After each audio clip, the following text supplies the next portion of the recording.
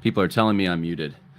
So sorry about that. A minute into the podcast and no one could hear me. I'm glad I have the live chat up so I can see what you guys are saying. Um, so I'll repeat what I just said. First of all, welcome to the Conversations That Matter podcast. Um, we have we'll see how much we have to talk about today. There's a lot we could talk about, but I'm in a weird position right now. I'm sitting here in New York, which is known to be a very progressive state, of course. And originally, I was born actually in California, which outside of LA, very progressive area. A lot of my family's still there. And I'm in this weird spot right now where I'm kind of grateful to not be from Iowa. It's kind of weird. I actually do have family that goes back to Iowa, but it's just I, I think Iowa, as far as I know, someone can correct me if I'm wrong here, but I'm pretty sure that they were one of the few states in the midterms that the Republicans really did well. It's a red state. Both of the uh,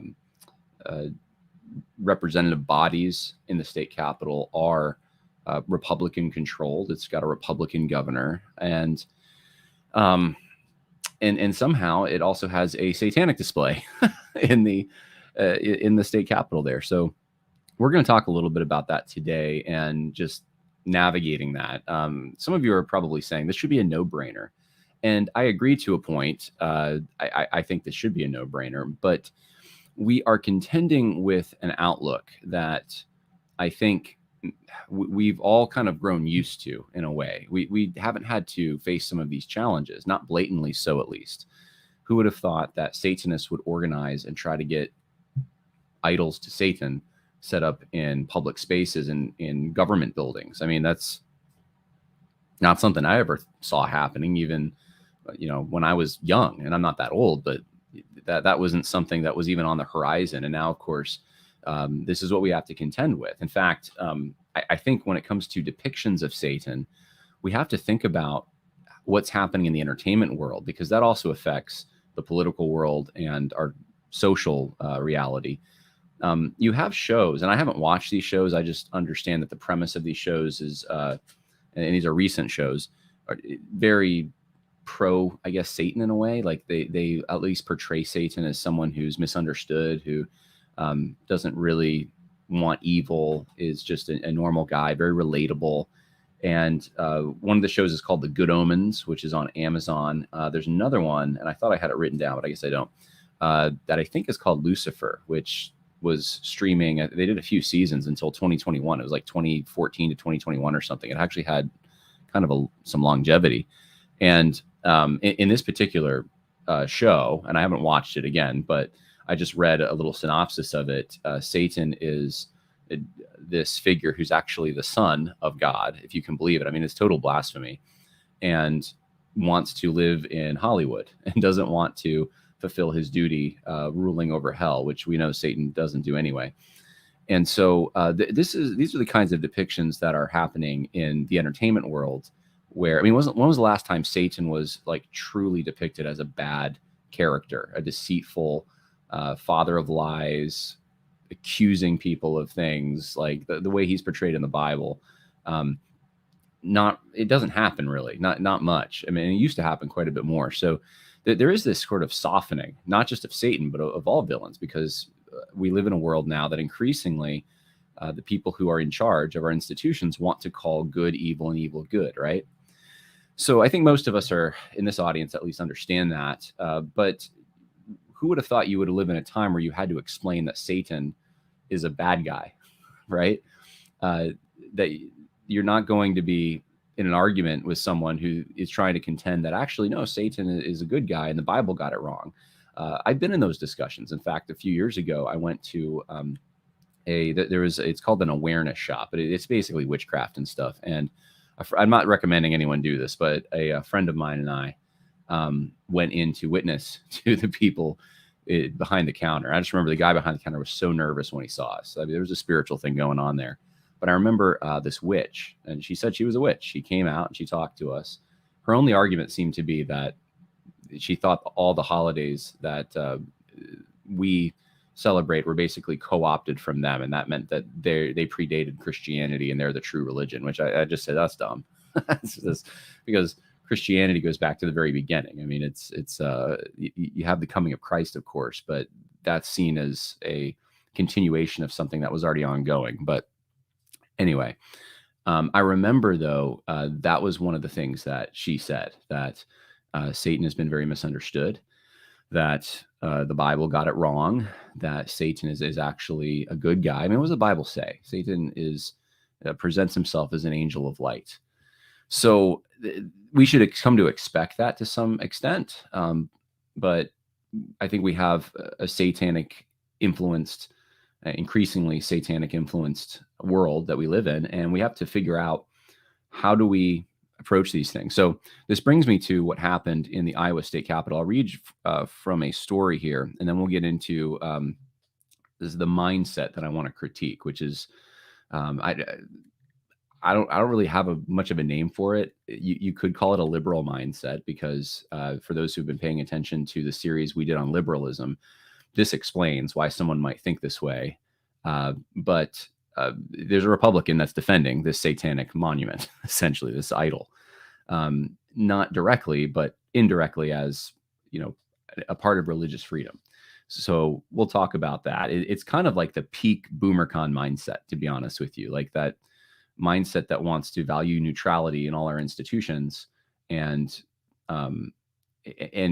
thinks that the other side is also going to be valuing neutrality, and they're not interested in that. So let's read from this story as we go through this. So this is from the Christian Post, and it says, the headline is "Satanic Display in Iowa State Capitol Stirs Debate Among GOP Lawmakers, Outrage and Disgust." A satanic exhibit in the Iowa State Capitol has caused a stir among Republican state lawmakers who are debating the legality of allowing such displays on state property. A satanic exhibit in the Iowa State Capitol has caused a stir. I just read that. Let's see.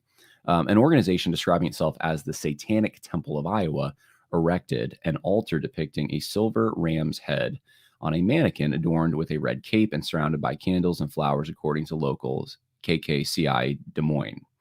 The statue has also holds a red wreath with an inverted pentagram, and you can see it right here. There's the pentagram. And apparently, well, we'll read this in a minute, but apparently they wanted to have a real, ram's head, and that was forbidden. So they do have some standards in the Iowa State Capitol, which is good to hear. And here's the gentleman I'm referring to, Iowa State Representative Jon Dunwell, a Republican and Christian pastor who also serves as assistant majority leader, told the Christian Post that while he disagrees personally with what the display represents, he doesn't believe the government should be getting involved. For me, I would rather have an evil, blasphemous display or no display at all. All right, so some of these quotes are actually going to read, and I don't see the need to get into any of this much deeper. They quote some other people. Andrew Walker, who is the associate professor of Christian ethics at the Southern Baptist Theological Seminary, echoed Sherman's. Let's see, I haven't read Sherman's. What did Sherman say? Let's go up here. A fellow state representative, Brad Sherman, also a Republican and a pastor. So they got more than one pastor who's in the Iowa State Senate, which is kind of cool. Took a different view on the topic, arguing in a newsletter last week that there is potential legal recourse by which satanic displays could be prohibited on state-owned property. The outrage and disgust for this satanic display is widespread, but few people think there is much that can be legally done about it because of free speech and freedom of religion. However, I disagree, he said, citing the preamble to the 1857 Iowa State Constitution, which established the state on the basis of a belief in a supreme being and dependence on him for a continuation of those blessings. So he sees a potential legal path. And Andrew Walker from the Southern Baptist Theological Seminary wrote an op-ed for World Magazine echoing this, arguing that there are potential limits to constitutional freedom and that there is neither a theological nor a political basis for allowing satanic displays on government property. So look at there. I agree with Andrew Walker. Don't always agree with Andrew Walker, but in this case, I think he's onto something. Now, I want to get into the deeper, what's going on a deeper level here. And that requires me to bring up some of these tweets by Republican Representative Jon Dunwell. So let me see if I can do that real quick here. In the meantime, if you have any questions, make sure that or just statements, make sure you get them in, and I will come back to them later and we will discuss them.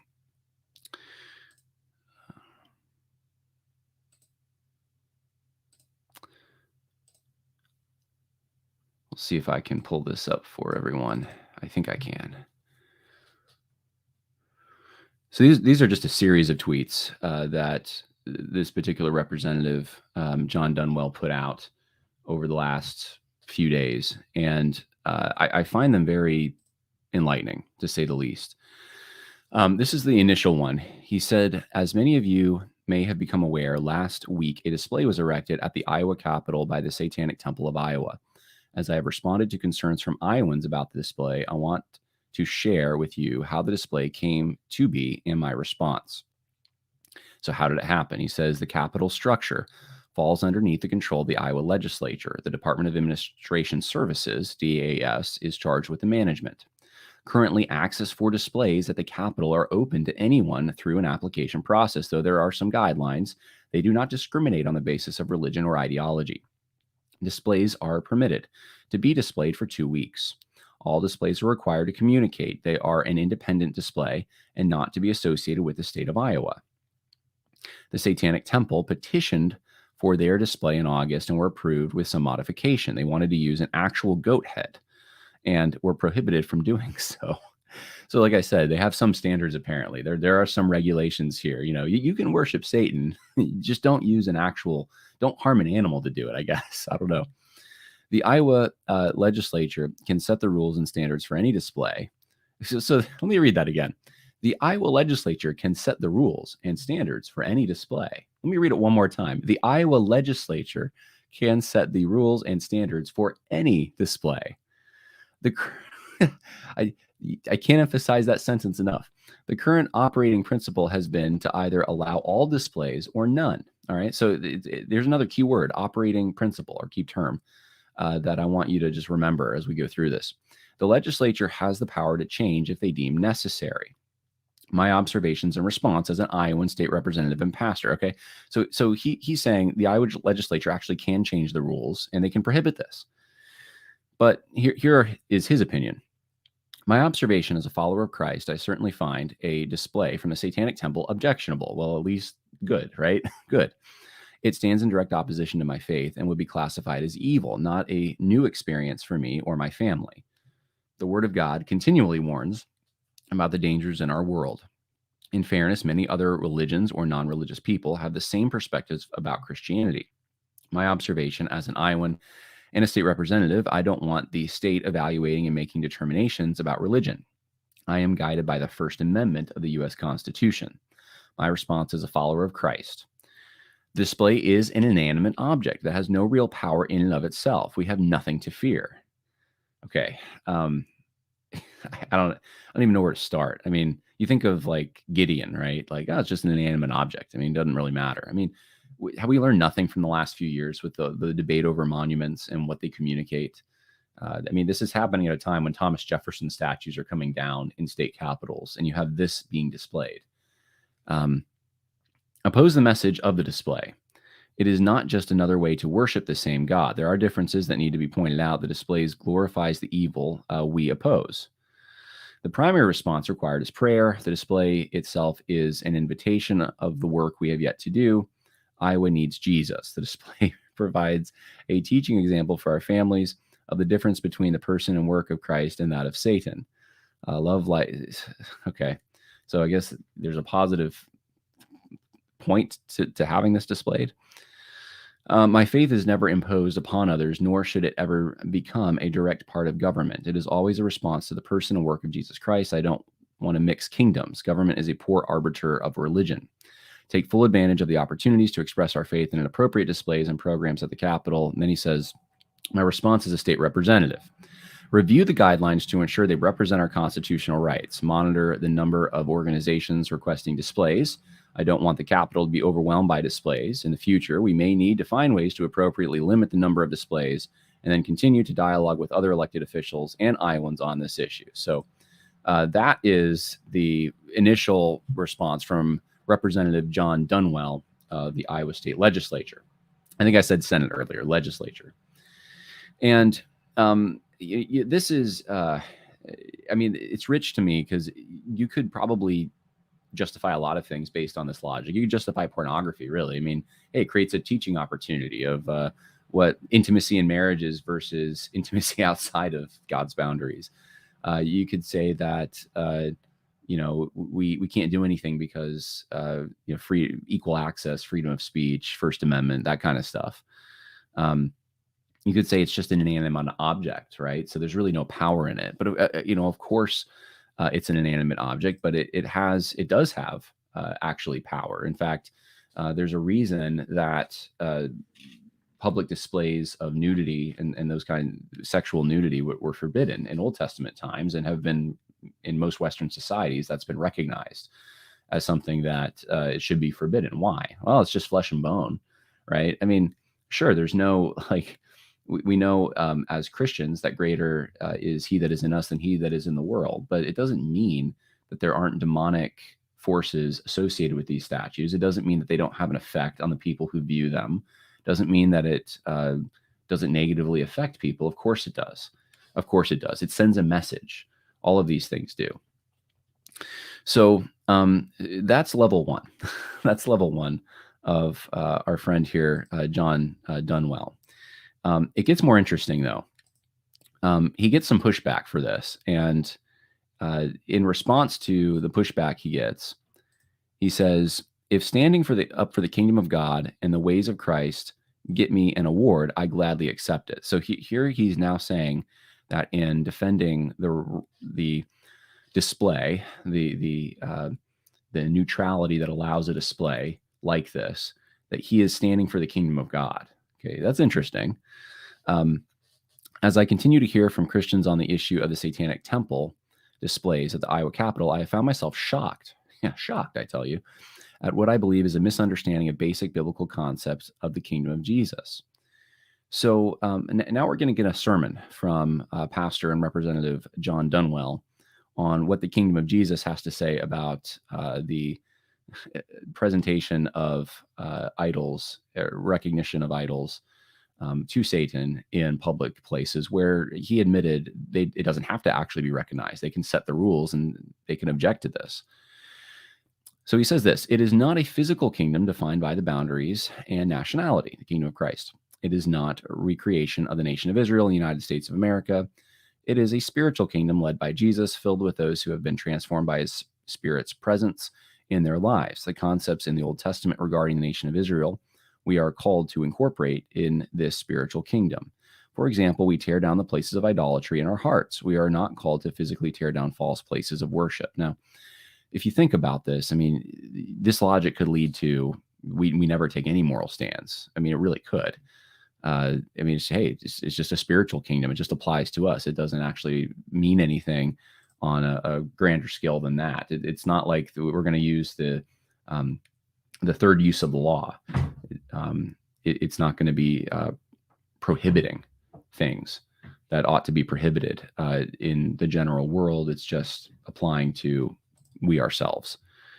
I mean, I agree with the first few sentences here. I mean, I think he's on to something. I think Jesus meant something when he said his kingdom is not of this world, but I don't think that meant that he didn't want Christians being involved in any moral way in this temporal world. I think you have a temporal world, and you have the eternal realm, and you have the impending kingdom of God that is right now displayed in the church and in spiritual ways, but will actually be physically manifested at some point.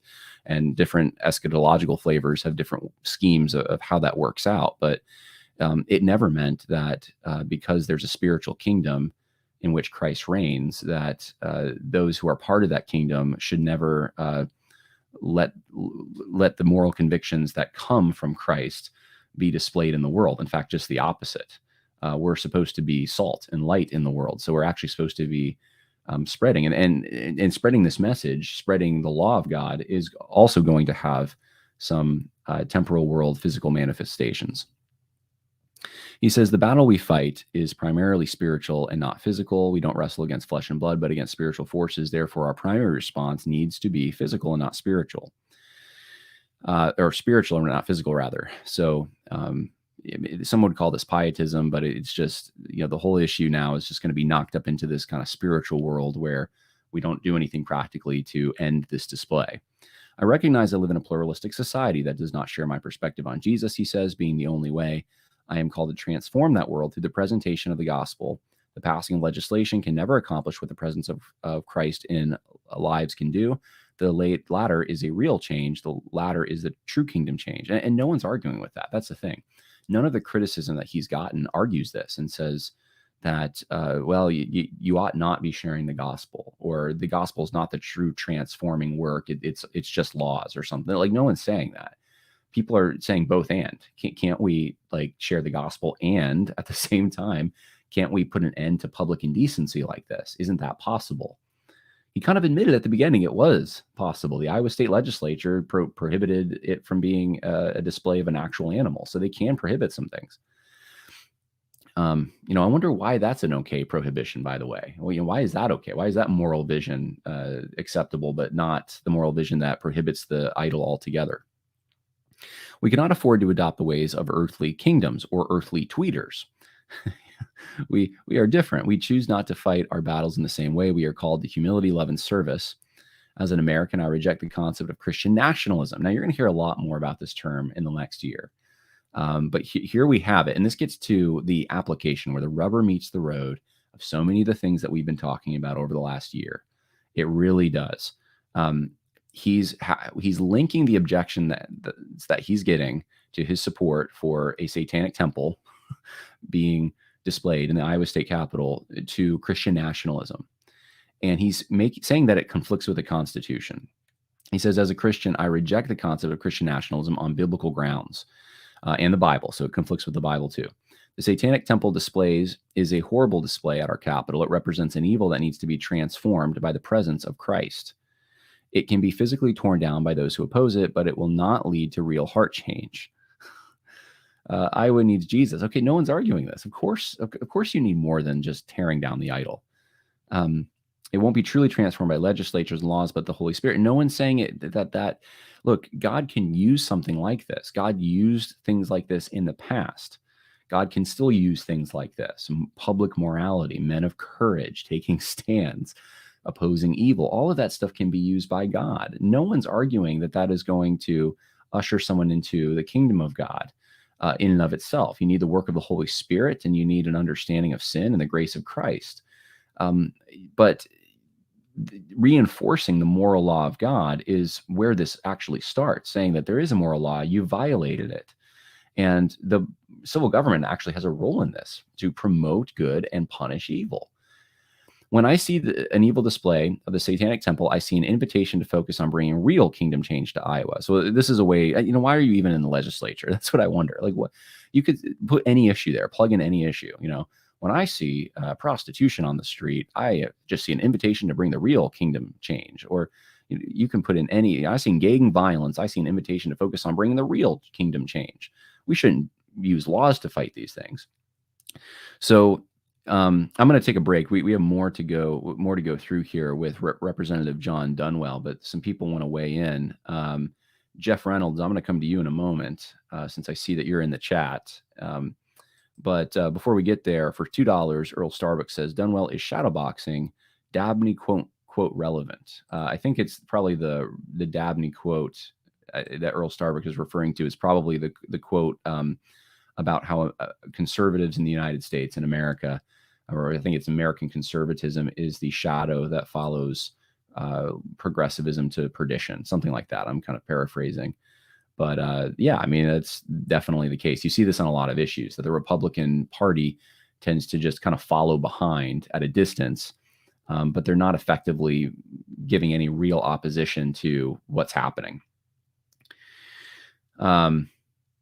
Let's see, there's some other questions in the chat here. I'm going to see if I can go to the beginning. There's so many questions or comments and questions, and a lot of good ones too. By what standard? Someone asked. The elite for $5 says Dunwell defends a satanic display while Polish MP Braun put out a menorah for being an attack on their Catholic nation. I actually saw that video today. I don't know any context, and I don't know anything about Poland except they're Catholic. But apparently this was in their capital, I guess, in their national capital, and there was a menorah display. I don't know if this is the first time they've had a menorah display, but there was a menorah display, and he went in there and he put the whole thing out. And so I guess that does serve as somewhat of a contrast. I'm not really equipped to comment on the Polish thing, though, not knowing a lot about their history. But if this came from a place of we're a Christian country, or a Catholic country in this case, and this is not in accordance with who we are, our identity, where we draw our legal tradition from, and all that kind of thing, I can understand it to an extent. So let's keep going here, because I really want to focus on this kind of BoomerCon mindset. And I'm not saying everyone who's a boomer and a conservative, just so people know. I've done an episode on this, and some people still don't understand. It doesn't mean that everyone who's a baby boomer and a conservative falls into this mindset. This is just a post-World War II liberal mindset, and that's what I want to critique, because that's what we're running up against here. But before I get to that, I'm going to put Jeff Reynolds on the stage here. Hey, Jeff, can you hear me? Yes, John. Can you hear me? I can. How you doing? Hey, I'm great. Thanks. How are you? Good. Doing well. I'm very honored that you're giving me any airtime. That's awesome. And thank you, by the way. I just want to take the moment. This is an unpaid endorsement, but your work is amazing. Please keep it up. Just you're on it, and we all need help discerning what's going on, even keeping up with developments like this. It's really, really great. Thank you for your work. Yeah, well, thank you, Jeff. I appreciate it. You've been a faithful supporter and just a very, very good encourager. And so what's on your mind? Did you have an angle or a thought about this? Well, thanks for asking. I will admit that I am still trying to process it and digest it. I just saw an interesting interview on Newsmax with Rob Schmidt, who interviewed a legislator, and then another person who is, I guess, actively engaged in civil activities in Iowa about this, and they had different points of view. But it was quite interesting to hear the one who's involved in the legislation, involved in the government, state government. Who clearly, from what he was saying, he convinced me that he was a legitimate, Christian. Yet he was saying that he didn't think that there should be, this should be taken down or it should be prohibited. So weird. Yeah, it's very strange. It's a hard thing to get my arms around that. But the way he, what he basically said was that, maybe this is a Romans 8:28 kind of phenomenon, but he said that the amount of people who came, there were so many more people who came to the state capitol to pray, legitimate, real Christians who were, because of that thing being there, than he'd ever seen before. He said he really felt like there was momentum that built because of it. I'm not saying it's in any way a good thing, right, that was there, but I mean, to me, it's just it's a very scary sign of the times that we are in. And the advanced end stage status of our civilizational, social, spiritual decline in this country that really started in the 60s pretty fast, and it's just been accelerating since then. So I can't really say that this kind of thing surprises me as much as it disgusts me, disturbs me, and saddens me. When you cross a barrier or a boundary that has yet to be crossed or hasn't been crossed many times, generally the people who like what they had before, the status quo, which was more Christian, will get upset about it, but then it gets more normalized, right? And that's kind of the danger here. It's like, I'm sure that when in Iowa, a red state, when this boundary is crossed, people are up in arms a little, like, this can't be happening here. But then when it's left up, and then if it happens next year, then are you going to get the same crowd? People get used to it. Yeah. And that's the danger of these things to some extent. Yeah.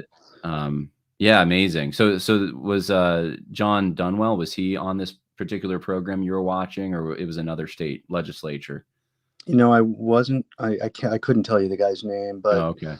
He, I think he had a bow tie on. He was a very intelligent kind of guy, looking maybe 60s type of thing. Yeah. But yeah. I mean, look, I think hopefully if any of us in this chat, in this event, were in a position, to have some say in the matter, we would oppose it with everything we had. I mean, I certainly would. I would not. I think we're in a different. I mean, I don't understand, politics and history the way you do, but I think I understand enough of it to be able to say that, I believe we're in a different ball game now. I know that you say this on your podcast a lot, that we're in a different situation than we were. It's like, this is not peacetime anymore. This is not, we can all get along. Democrats and Republicans can generally work together because they all are on the same team ultimately. That really isn't the case anymore. And, No. and Christians are just not going to be tolerated anymore by the elites. Even if our Constitution protects us, I mean, that really only protects us once you get to the Supreme Court. And very few people get there. I mean, so, the left can get away with a lot. They can do a lot of damage. But I see your Yeah. point about like, they pushing the envelope with something like this, right? That, the Satan clubs in schools. This is just Yep. like pushing the envelope further and further and further until there is no restraint. And that's a scary thing. Yeah. So yes, I think we're all called, at least I feel, and not that I have any involvement with something like this locally right now, but I think we're all called to aggressively stand against this kind of thing, because it's just an absolute abomination and shouldn't be tolerated in any civilized society, not even a pagan one. Yeah. I mean, the question is, are any standards permissible anywhere at this point? Like, can Right. you ever impose a standard, or is that just a violation of your Christian commitment to the spiritual kingdom of God and the Constitution and neutrality in the public square? Because what they're doing now is they are taking advantage of all the things that we've tried to put in place to protect religion, to protect Christianity primarily, by saying that like the Equal Access Act in the 80s, to make sure that on like a high school campus or even in a college campus, that religious groups cannot be discriminated against. They have equal access, no matter what religion they are. But of course, the people who passed that were primarily thinking about Christianity. And now you have these groups that want to then use that against the very people who were trying to put it up as a shield. And so I think one of the discussions that has to happen is whether or not the neutrality is a good idea, of just saying that anyone, no matter what you believe and who you are, has equal access to public spaces in this case, and displaying their message. I don't think if it was, and I, if your kids are in the car, probably not this late, maybe turn on, but if it was a big phallic symbol, right? Would that change it? Would that be different? Why not? I don't think there's any reason that you would have to prohibit that if you're not willing to prohibit a statue to Satan. So it's just like whatever argument they bring up to try to say, well, that's not acceptable. You could bring up all their counter arguments against Christians who are concerned about this, and it would be the same ones. So, anyway, yeah, no, it's good. A good point, and good to hear from you, Jeff. Was there anything else that you had in mind, or? Well, no, I mean, I think you've made the point a bunch of times. And I'm sorry I don't have the video on, but I just couldn't only get you on my phone, and my phone's I'm not in a good place right now. But otherwise, I would have the video on. But you've made the point, which I think is a very important one, about public involvement in governmental type things on the local level. And I really agree with that. I mean, I think that's the only leverage that most of us are going to have in these days. And, there are a lot of different ways you could do that. And I just would love to hear maybe more encouragement, or more even practical tips. Maybe if you haven't already done it, I mean, I missed it, you could bring somebody on who's doing this kind of thing, or mobilizing people to do these things, do stuff at the local level, effectively, to have impact, for what is good and what is acceptable and beneficial. There are some places. There is actually there in Huntington Beach, California, if you can believe it. There's some Christians who got elected to the town council, and they're doing all kinds of things to really shake things up. And I actually did reach out to one of them. I just haven't heard back, but I'm Yeah, I do want to cover those stories. I think a lot of what's happening, though, and there are places like that, but a lot of what's happening is more of a defensive action. It's Mm-hmm. not. You have I forget which state it is. I want to say Missouri, but I could be wrong. There's a Ten Commandments display that's tied up in court right now, Mm-hmm. uh, and so these are defensive measures that Christians are mobilized toward. But we do need more aggressive, I think, measures. I think there needs to be groups who are willing to go to these capitals and public spaces and say, we want our display, we want our message because it's the true message, and not to shy away from that kind of thing. But yeah, I'll Mm-hmm. talk a little bit about what I think they could do in Iowa here in a moment. But yeah, no, good thought, and good reminder to me to find those good positive stories that I know are out there. And if Mm-hmm. anyone out there in the chat has good stories of where people are pushing the needle in the right direction, let me know. I would be curious to talk to people who are doing that. So anyway, thank you, Jeff. Amen. Sure. Thank you. Appreciate it. God bless. Thank you so much. You too. Uh, so back to our friend here. We're going to talk a little bit more about Representative Jon Dunwell and kind of what's going on in his mind. He says it's really not that radical. The statue of Satan, to Satan, I should say. That's a good question. Actually, is this actually depicting Satan, or is this a statue to Satan? I'm not even certain of that. I think it's supposed to be a representation of Satan, but he says it's not that radical. I don't want the government dictating, approving, or regulating religious expression. I would rather have an evil, blasphemous display or no display at all than have the state dictate what they think is appropriate. I write this as a Bible believing, Jesus is the only way pastor and elected leader who respects the Constitution.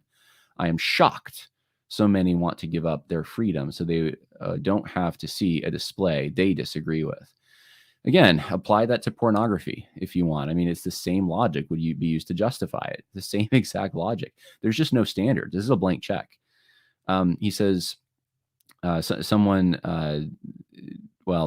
challenged him, and he called, and Representative Jon Dunwell said he was an apologist for Christ's kingdom, Christ's ways, and the Constitution. And he sees that as his defense of this neutrality, this neutral public square where Satan displays can be put up. That is because he's an apologist for Christ's kingdom. Amazing. Representative Jon Dunwell again, my disappointment abounds as an American and as a follower of Christ. I will not back down. And you've got 4 exclamation points. As a follower of Christ, I will advocate for the building of Christ's kingdom through following his example of loving others, washing the feet of others, considering the interests of others as my own, denying myself and taking up my cross daily, spreading the gospel of Jesus Christ. As a state representative, I will continue to advocate for freedom. I don't want the state determining what is an appropriate religious expression. Now, I want you to look at something very carefully here. In the first 6 or 5 different activities here, these are all religious things: loving others, washing the feet of others, considering the interests, right? Personal things, right? That Jesus wanted us to do. And he says, as state representatives, I will continue to advocate for freedom. So there's a separation going on here between his role as a state representative and his role as a Christian. As a state representative, I guess he could be any religion, right? He could be an atheist.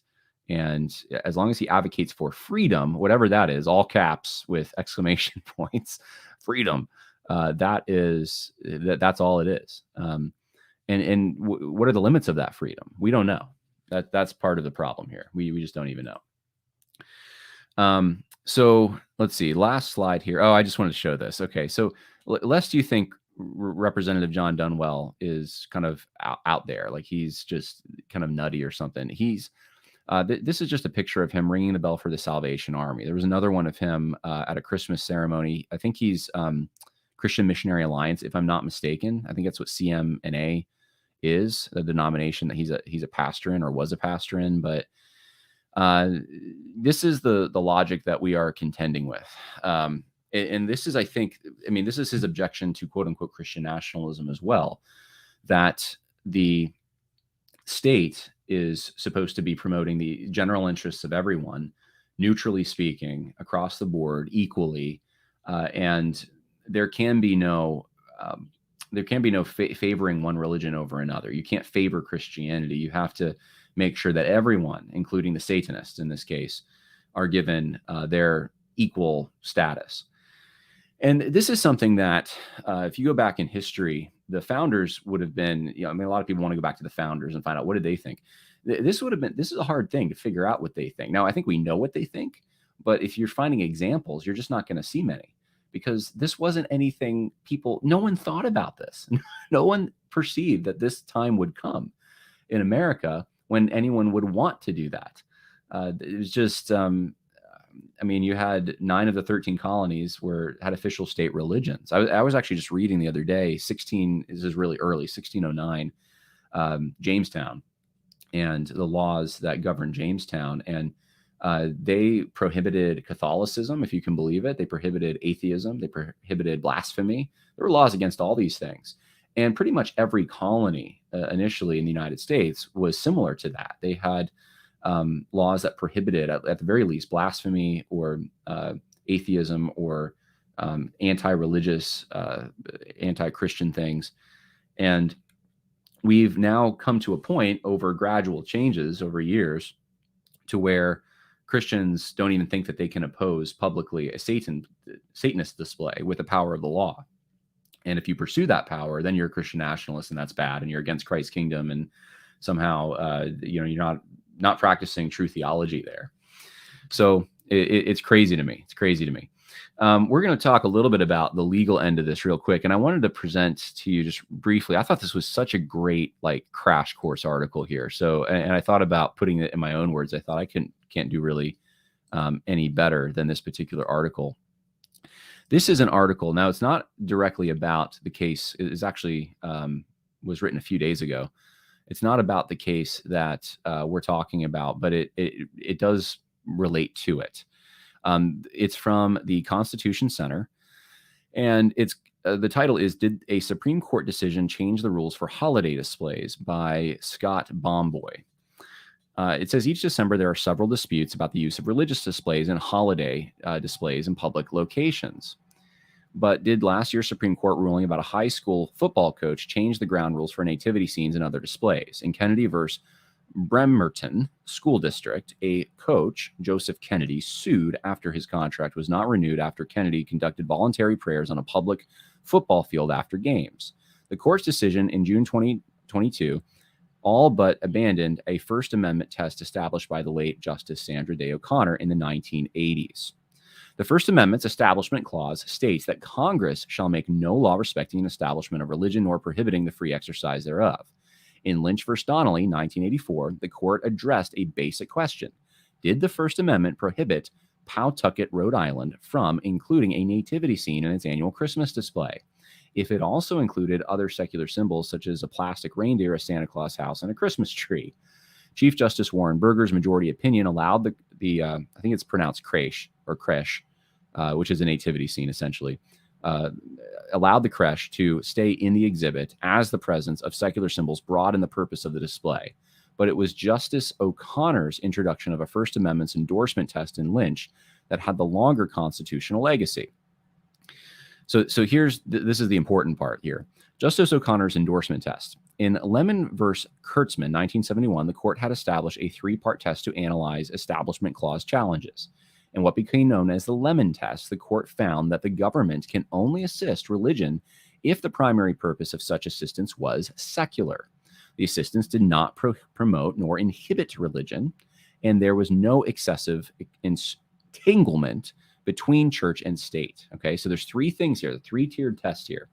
The first thing is that the purpose must be secular, right? The assistance does not promote the religion, and there's no excessive entanglement between the church and state, right? A little bit loose on that third one, but that's the test that has been applied since the 70s.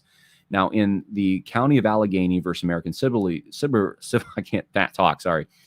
Liberties Union, 1989, there was an attempt to add clarity to the Lemon test. So let me read for you this. This is kind of the updated, what I just read for you, the Lemon test. This is how it's been applied since the late 80s. Okay, the first part asked if a government action endorsed religion. I think that's a typo. It says region, but it's religion, I think. The second part asked if the government's action made someone feel that they were outsiders. And the third part, like Lemon, forbade the entanglement of state and religious activity. So here's the question you ask when you're saying, can we have a Christmas tree? Can we have a nativity scene in our Christmas display or our holiday display this winter at the local town on public grounds? Well, you have to ask these questions. Is this an endorsement of religion? Is this going to make someone feel like an outsider? If they're a Muslim and they see that manger scene, do they feel like an outsider? Like this is a Christian town and you're on the outside, right? So these are just legal doctrines, legal precedents that were set that have been applied for a long time. Now, I actually myself, I've have personal experience with this just because I worked for a local municipality years ago. And I remember it was a small town where I grew up. Sounds like the beginning of a country song. Small town where I grew up. And we only had a Christmas tree and a nativity scene throughout the 90s. And then we got a menorah in, I think, the early 2000s. And then we had a Ramadan symbol. That was probably, I don't know, 2008, 2010, somewhere in there. And then, of course, all kinds of other symbols started showing up. I think there was a Hindu symbol. Everyone wanted their own symbol for the holiday display at the local town park. And so I worked for this local municipality doing grounds and maintenance work. It was one of my first jobs. And I was there when everything switched from the town employees would go and set these displays up to it had to be people from those religions who would go set those displays up. So I could not put up the nativity scene because that would be a misuse of town finances and we could be sued. We'd open ourselves up to a lawsuit. And so it had to be, and I went and did it anyway as a member of my local church on my off time, right? It was still on a public place. So this was part of the attempt to wrestle through some of these issues that were really brand new. And for a town like the one I grew up in, which was primarily Catholic with some Protestant, and then, of course, as people moved up from New York City after 9/11, you had all these other groups come in. It was kind of overwhelming. It was just, it was such a different flavor than it had been before. And so I remember seeing this. I remember there was actually a gentleman at my church, a judge, who had ruled on a similar case in a town near us and basically had implemented this doctrine. And he went to the Gibbs law firm to get, which is a Christian law firm, to get advice. And they basically told him that in order to have equal display, like a neutral public square, I keep saying neutral public square, but what I'm really trying to say is like equal access for all religions to public accommodations. So in order to sustain that, then you could not have town employees involved in using taxpayer funded money to erect these things.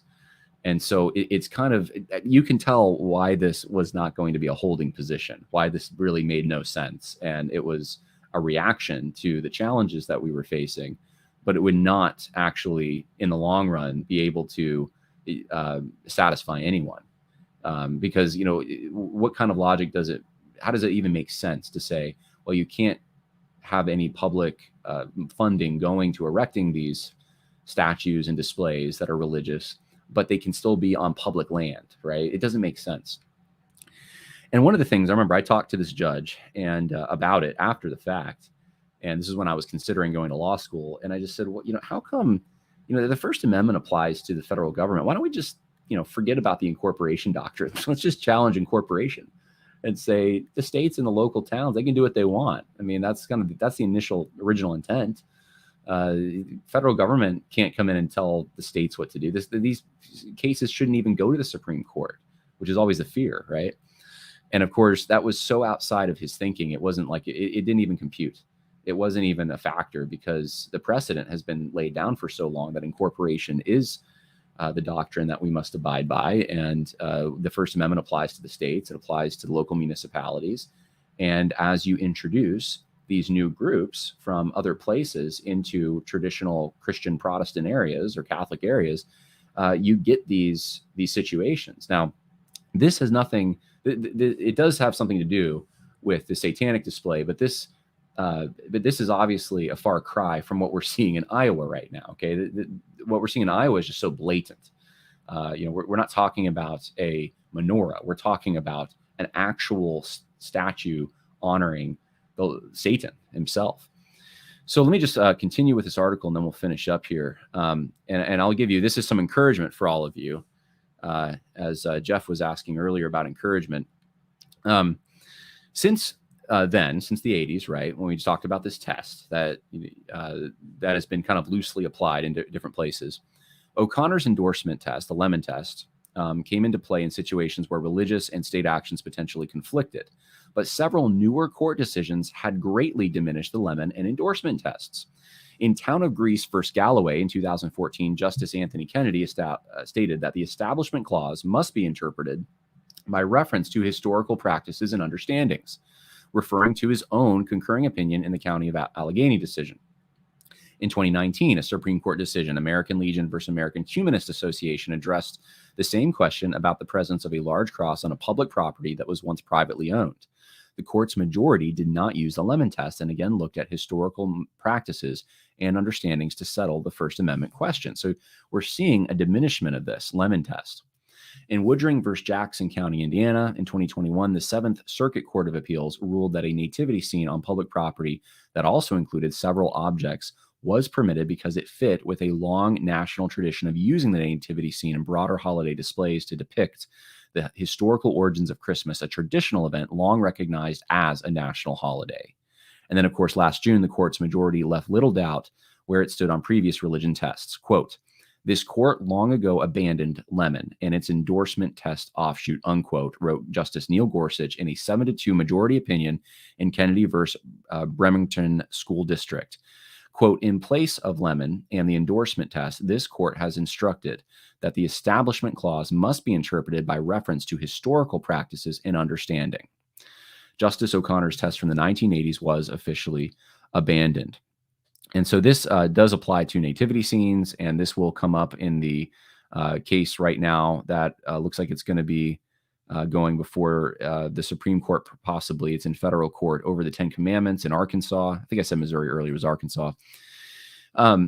So there is some positive movement here in a way. The Supreme Court is at least saying that there's a historical precedent that must be accounted for here, which means that if you really peel back the onion layers, what they're saying is this has been a historically Christian country.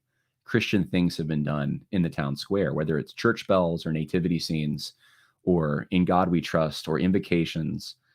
These are all Christian displays or oaths of office. I mean, it's amazing how many things we do that actually stem back to a Christian time, and we still do them out of habit. And the Supreme Court is saying we should put greater weight on that habit, on those traditions, because that's who we are. That's who we are as Americans, right? Than we do on this Lemon test, which prioritizes whether or not someone is offended. And that's been the standard that we've been under, and that's the standard that's producing. A lot of people, including, I would argue, the congressman from Iowa we've been talking about, they have this Lemon test kind of in their mind that they think that they have to fight on the hill. They have to die on the hill of a religious neutrality of some kind, or else we're going to have some kind of totalitarianism. And they think that's what the Constitution says. It doesn't. It doesn't say that. And if you want to go back to the original intent, the Constitution was the intent behind the First Amendment, historically speaking, was in reaction to a government that did have an official state religion that in many cases gave way to corruption.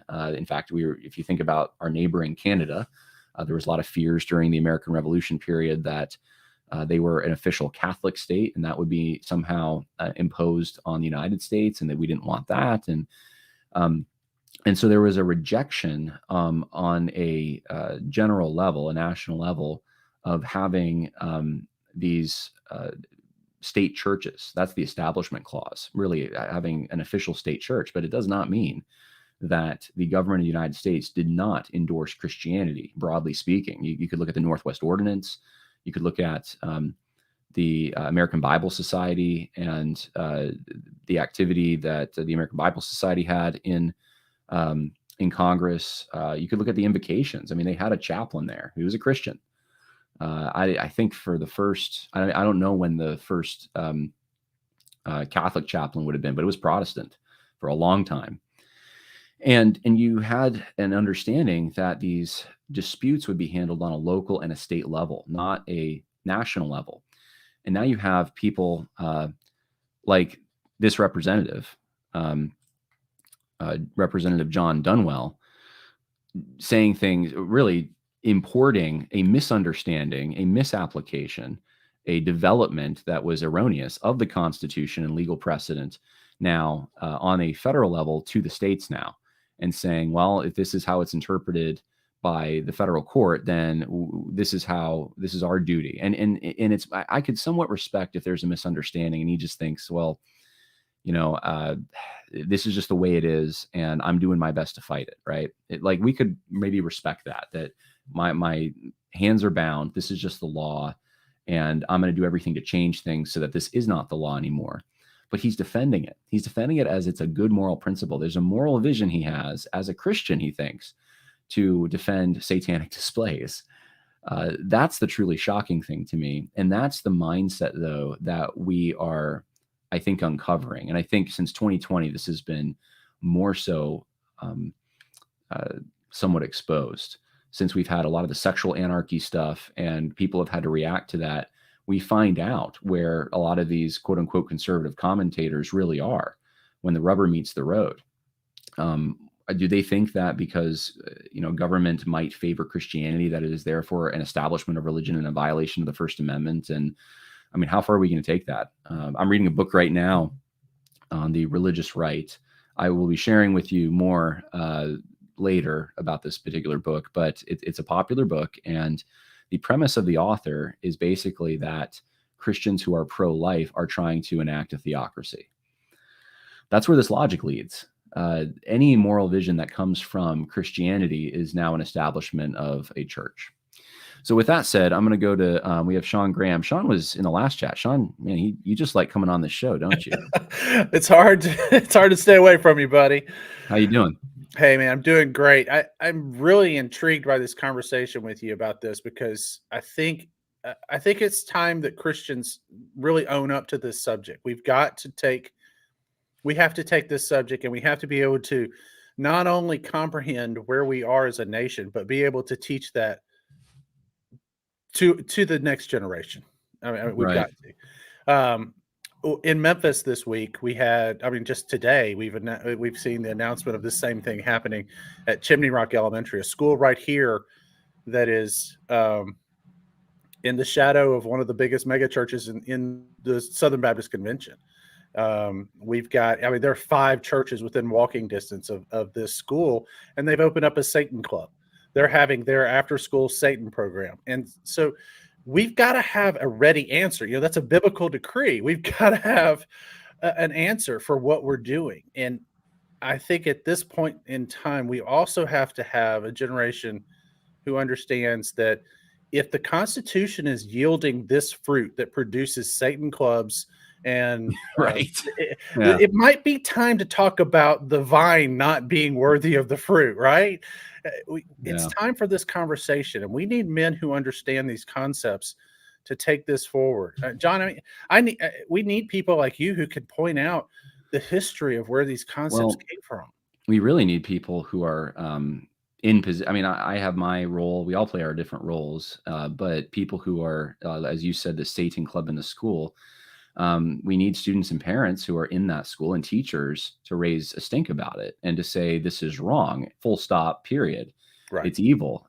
We're not to be evil. If someone wants Constitution, John, my freedom of speech might be right. But if we're allowing evil, who's to say that freedom of speech is even something we should respect? Why should I respect your freedom of speech? You want someone who supports, let's see, lying, stealing, breaking God's laws when it concerning marriage, all of these, you want to violate moral boundaries, but then of course you want to keep this one moral boundary that says that moral boundaries should be violated. It makes no sense. So be consistent, and that in order to be consistent, you have to abandon all moral claims and stop making a claim that prohibits me from putting an end to your evil, right? So that's the thing that people have to realize is both sides are actually promoting a moral vision. And one side wants evil and one side wants good. And the lines have become so much more clear. And cases like this make it abundantly clear. And the people who want to, the liberals, the post-World War II mindset that wants to say, this is somehow, the blessing of liberty, like David French said about Drag Queen Story Hour, that we should just allow all these things. You are giving the enemy everything they need to defeat you, to defeat everything you believe in. Don't think that you are somehow pious and you're going to do a spiritual thing to defeat this whole thing if you're not even willing to use. I mean, we're talking about a state rep here. You use your bully pulpit here. And instead he's doing all these interviews and talking about how he's, I don't like this, but this is just part of being an American, allowing Satan displays, right? Everyone would have been shocked in the founding generation, and really, I would say until probably about 1980s, they would have been shocked at such a display. I mean, some people are still shocked in Iowa about this, but I know you guys are covering this on your show. I think you mentioned that last night. Yeah, we definitely have. The Iowa thing opened up a can of worms, and now that we've got an actual in the Bible Belt Satan after school program now to talk about, we've got a lot of politicians and churches that are they're up in arms, rightfully so, but we've got to have the right. Well, we got to have men that understand what day this is. This is not 1975. This is not 1985. This is 2003. And in 2003, we're going to have to decide, yes, there are some things that are evil. 2023, right? Yeah, sorry, 2023, yes. For a minute, I was like, did I invent a time machine? Did it work? Finally? I wish so many times. I wish we go, but hey, I'm happy. We got kids and all this kind of stuff now. I'm happy with those. But I'll be honest with you, man. People need to know the day. They need to know the time to have the right answer, because at no time like before, if you're going to cut off the genitals of children, if you're going to not know what a woman is, and you're going to make her get pummeled by men in competitive sports, where can you draw a line on after school programs? You don't have a standard, and I don't care if you don't like it. It might be time to tear down these schools and say, look, any institution that you're taking that is becoming an idol for Satan, we're going to have to remove that somehow, or come up with a different value system and stand on it, which is what I hope we do. I hope people see the ridiculousness of saying, let's go burn down the schools, because that's not what anybody really wants. We want there to be a good public option for people to have education. It's just not there right now. We want there to be a moral standard in our communities. Is this getting it? I mean, you're going to have KKK displays next in the front yard of the firehouse rather than, we had a cross. And the funny thing is they'd be taken down based on the fact that it's a cross. Right. That's why it would be taken down probably. But no, well, you're spot on. I mean, whose taxpayer dollars are paying for these schools and paying for the taxpayer funded money going to the Iowa State legislature? Does this reflect what the people think that they're paying for? Is this the function of government? And of course, no, it's not.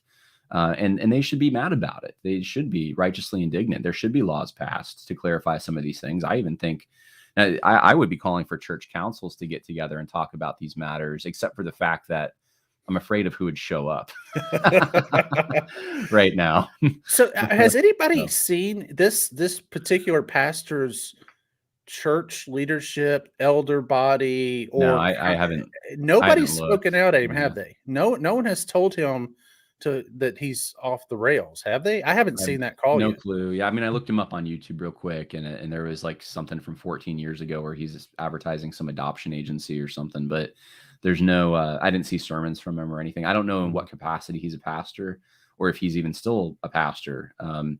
I would assume that he's got responsibilities. It says business owner too. So I'm thinking if you're a business owner, a pastor, and a state rep, that's kind of a full plate. So I don't know what he's doing and what he's not. But Yeah, I mean, I don't know enough about the Christian Missionary Alliance, which I think is the group he's Yeah, I think part so. of, Yeah, I think to that's the know, denomination. what they can do. I attended an Alliance church for a few weeks once during the shutdown, and I just don't know though what they can do to uh, discipline or confront something like this. So yeah, hey, if you're in the CMA and then maybe talk to this guy. And Yeah, I'd love to hear that too. I'd love to hear people talk yeah, about, is this a outlier in that denomination? Is this an outlier in that community? Yeah, or is there just no standard in the church? That scares me, John. I mean, I well, want there to be standards. I mean, I don't. So I'll just try to be delicate as I say this, but some of the people that we've talked about within the last year who have opposed Christian nationalism very vehemently, I think they would have to fall into a trap like this too, based on their logic, right? So this isn't Yeah. unique to this particular representative. This could be other pastors that we respect in many other matters, but there's just incongruence on this. They're so locked into this commitment to a religious neutrality and equal access to every religion, and every creed, every race, every gender, every well, most people would say two genders who are in that camp, but whatever factor you have or external feature you have, you deserve an equal shot, right? That's kind of the America that I think they have a commitment to, and unfortunately, there's a greater commitment to that, at least in the political realm, than there is to Christian ethics, which would surely prohibit something like this. It's one thing if you don't have the power to do anything about it, and you need to get the power to do something about it.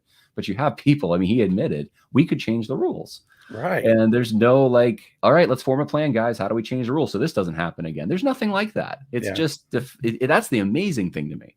He Truly plants incredible. that flag So, so quickly, and he's just repeating it over and over again. That just really that bothers me. Is just look, if he were ignorant of the law, I would be more forgiving of that. But that he's obviously just obstinate and feels like he's right, and this is where I'm going to yeah. plant my flag. That Yeah. scares me a little It'd be a bit. great test case too. Let's bring this to the court. Yeah. Well, I Let's just fight got it. off the phone with the guy, and we said, praise the Lord. If this is what it takes, for Satan to, finally feel like he can raise his flag, and this is what gets Christian churches off their butt and engaged in the fight, praise the Lord in the fight now, because this is what we need. We need people to know they got to fight. Well, good word, Shawn. You said it well. And whatever you want to plug, where can people find? I mean, I was just on your show, so where can people find it? So we've got you talking about this very subject coming up Friday on WCRV in Memphis. You can listen online at botradio.com. You can listen to the Memphis channel. We're there at 3:00 every Friday afternoon, and we'll be talking about this very subject, about the Iowa test case. And we appreciate you coming on and speaking about it and talking about how it's affecting other areas of, just the whole Christian conversation right now. So join us. You can visit us online at tnchristian.com anytime, and you can see all the past episodes as well. So always good to talk to you, John, and we will keep you guys informed of what's going on here locally with the churches, and if there's going to be any protests or things like that, we'll let you guys know so y'all can speak out about it too. All right. Well, God bless, Shawn. Thank you. Hey, have a good one. So yeah, we're gonna land the plane. We've been going almost an hour and 10 minutes, but I just want to say, pray about this stuff, everyone. Really pray about it. I'm praying for Iowa right now, and just that the people there would speak out against this. This is more symbolic than anything else. It's what comes with this. It's what's normalized because of things like this. It's what it says about the people that allow this kind of thing to continue. We need to pray for our country. We need to pray for our states and our localities. And if the Lord might be moving in your own mind to run for public office or seek a position of influence, then don't shut that out. Yeah, there might be sacrifice, but there's also reward. The Lord rewards those who obey him. So with that, God bless. More coming later in the week. Bye now.